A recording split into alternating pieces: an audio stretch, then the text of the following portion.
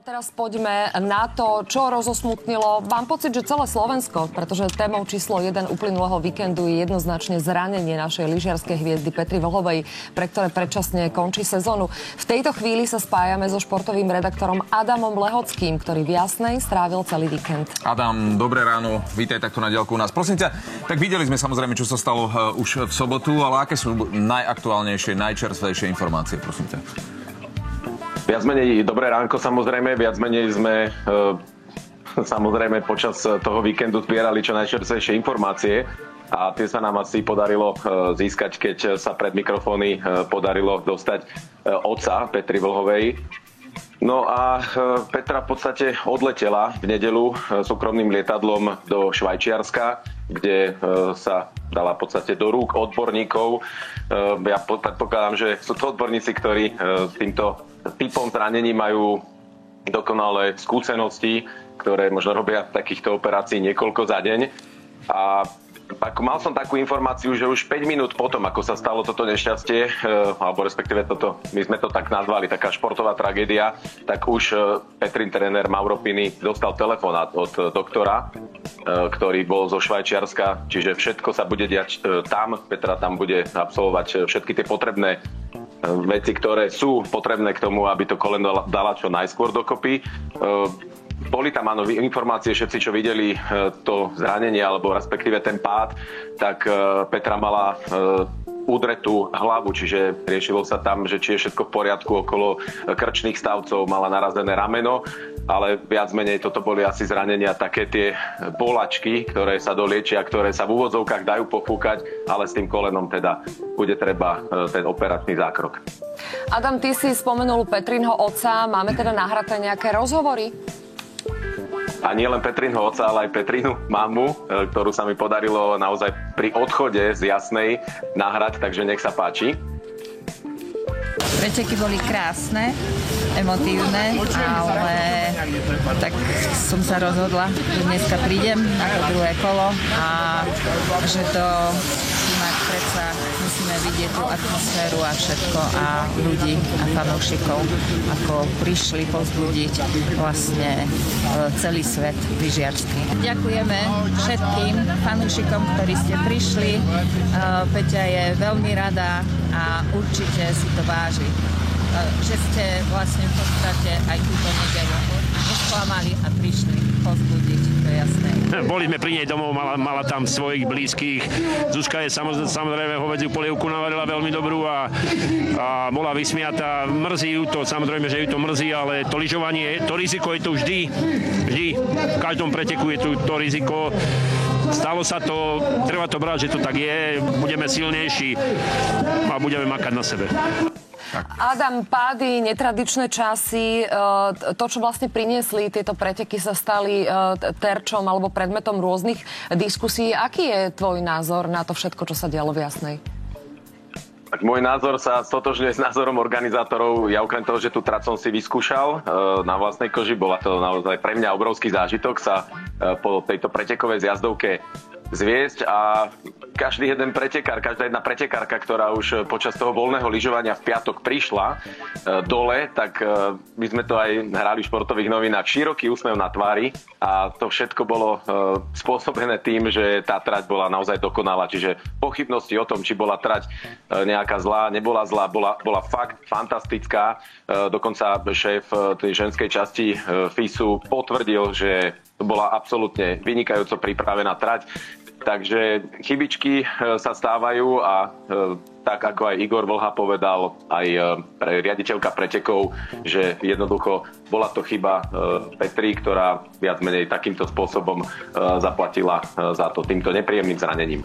Áno, žiaľ, aj takéto veci patria k športu. Koniec koncov aj Petrin otec to spomínal. Ale v konečnom dôsledku sezóna pre Petru skončila. Čo to znamená pre komplet celý kolotoč majstrovstiev sveta? Respektíve svetového pohára. No, čo to znamená? Tak tí, čo pozerali lyžovanie aj pred Petrou, tak samozrejme pozerali Veroniku, ale tí, čo pozerajú lyžovanie, budú pozerať aj naďalej, ale viem, že množstvo fanúšikov to pozeralo kvôli Petre.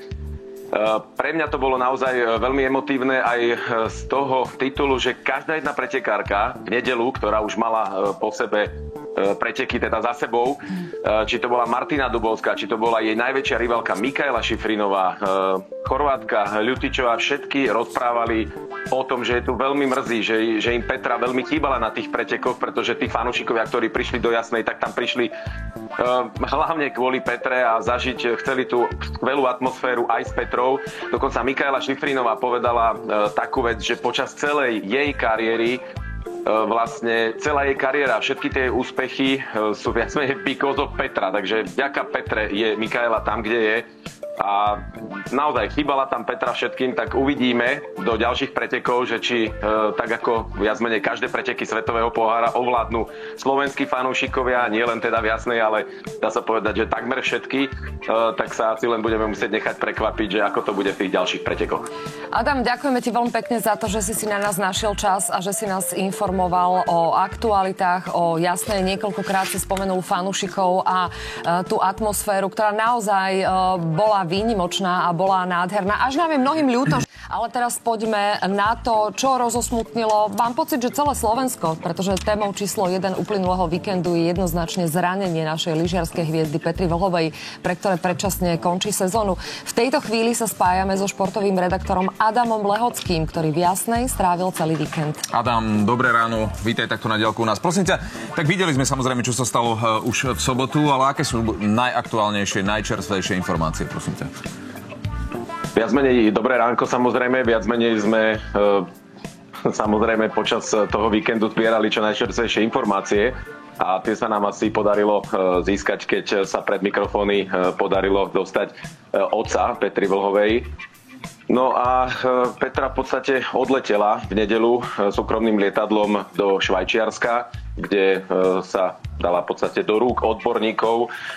Ja predpokladám, že sú to odborníci, ktorí s týmto typom zranení majú dokonalé skúsenosti, ktoré možno robia takýchto operácií niekoľko za deň. A mal som takú informáciu, že už 5 minút potom, ako sa stalo toto nešťastie, alebo respektíve toto, my sme to tak nazvali, taká športová tragédia, tak už Petrin tréner Mauro Pini dostal telefonát od doktora, ktorý bol zo Švajčiarska, čiže všetko sa bude diať tam. Petra tam bude absolvovať všetky tie potrebné veci, ktoré sú potrebné k tomu, aby to koleno dala čo najskôr dokopy. Boli tam áno informácie, všetci, čo videli to zranenie, alebo respektíve ten pád, tak Petra mala udretú hlavu, čiže riešilo sa tam, že či je všetko v poriadku okolo krčných stavcov, mala narazené rameno, ale viac menej toto boli asi zranenia, také tie bolačky, ktoré sa doliečia, ktoré sa v úvodzovkách dajú pofúkať, ale s tým kolenom teda bude treba ten operačný zákrok. Adam, ty si spomenul Petrinho otca, máme teda nahraté nejaké rozhovory? A nie len Petrinho otca, ale aj Petrinu mamu, ktorú sa mi podarilo naozaj pri odchode z Jasnej nahrať, takže nech sa páči. Preteky boli krásne, emotívne, ale tak som sa rozhodla, že dneska prídem na to druhé kolo a že to mať predsa musíme vidieť tú atmosféru a všetko a ľudí a fanúšikov, ako prišli povzbudiť vlastne celý svet lyžiarsky. Ďakujeme všetkým fanúšikom, ktorí ste prišli. Peťa je veľmi rada a určite si to váži, že ste vlastne v podstate aj túto nedeľu nesklamali a prišli povzbudiť, to je jasné. Boli sme pri nej domov, mala tam svojich blízkych. Zuzka je samozrejme hovädziu polievku navarila veľmi dobrú a bola vysmiatá. Mrzí ju to, samozrejme, že ju to mrzí, ale to lyžovanie, to riziko je tu vždy. V každom preteku je tu to riziko. Stalo sa to, treba to brať, že to tak je, budeme silnejší a budeme makať na sebe. Adam, pády, netradičné časy, to, čo vlastne priniesli tieto preteky, sa stali terčom alebo predmetom rôznych diskusí. Aký je tvoj názor na to všetko, čo sa dialo v Jasnej? Tak môj názor sa stotožňuje s názorom organizátorov. Ja okrem toho, že tú trať som si vyskúšal na vlastnej koži, bola to naozaj pre mňa obrovský zážitok sa po tejto pretekovej zjazdovke zviesť a každý jeden pretekár, každá jedna pretekárka, ktorá už počas toho voľného lyžovania v piatok prišla dole, tak my sme to aj hrali v športových novinách, široký úsmev na tvári a to všetko bolo spôsobené tým, že tá trať bola naozaj dokonalá, čiže pochybnosti o tom, či bola trať nejaká zlá, nebola zlá, bola fakt fantastická. Dokonca šéf tej ženskej časti FISu potvrdil, že to bola absolútne vynikajúco pripravená trať. Takže chybičky sa stávajú a tak ako aj Igor Vlha povedal, aj riaditeľka pretekov, že jednoducho bola to chyba Petry, ktorá viac menej takýmto spôsobom zaplatila za to týmto nepríjemným zranením. Áno, žiaľ, aj takéto veci patria k športu, koniec koncov aj Petrin otec to spomínal. Ale v konečnom dôsledku sezóna pre Petru skončila. Čo to znamená pre komplet celý kolotoč majstrovstiev sveta? Respektíve svetového pohára. No, čo to znamená? Tak tí, čo pozerali lyžovanie aj pred Petrou, tak samozrejme pozerali Veroniku, ale tí, čo pozerajú lyžovanie, budú ho pozerať aj naďalej, ale viem, že množstvo fanúšikov to pozeralo kvôli Petre.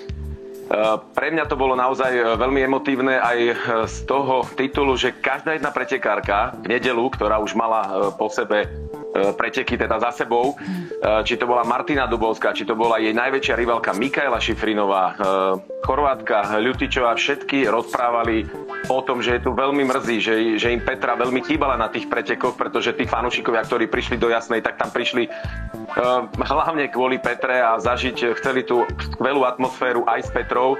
Dokonca Mikaela Šifrinová povedala takú vec, že počas celej jej kariéry vlastne celá jej kariéra, všetky tie úspechy sú viac menej because of Petra, takže vďaka Petre je Mikaela tam, kde je a naozaj chýbala tam Petra všetkým, tak uvidíme do ďalších pretekov, že či tak ako viac menej každé preteky svetového pohára ovládnu slovenskí fanúšikovia, nie len teda v Jasnej, ale dá sa povedať, že takmer všetky, tak sa asi len budeme musieť nechať prekvapiť, že ako to bude v tých ďalších pretekoch.